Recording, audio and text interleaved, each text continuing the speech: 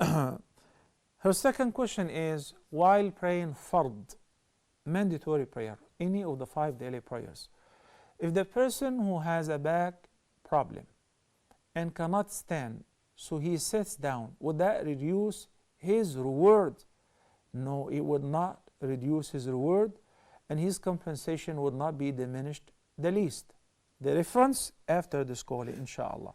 The Prophet sallallahu alayhi wa sallam said, إذا مرض العبد أو سافر كتب له ما كان يفعله حال صحته وإقامته. And that means whenever the servant of Allah, the Almighty, who used to do certain acts of worship, happens to either travel or fall ill. So whatever he used to do whenever he was resident or whenever he was healthy will be still recorded for him as if he has done it.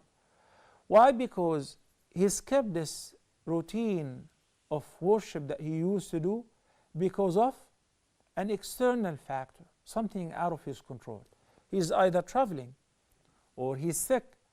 So those who used to fast, voluntary fasting on regular basis, they can't fast anymore because they are diagnosed with a disease that do not allow them to fast anymore.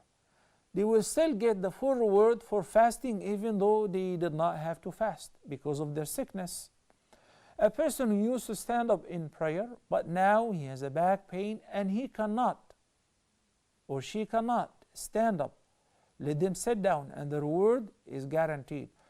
Only in the nafl, if the person is healthy and decided to sit down to take a break or to recite a longer recitation, in this case, while he or she is capable to stand up, if they choose to sit down in the nafilah, it is permissible, but the reward will be reduced by half.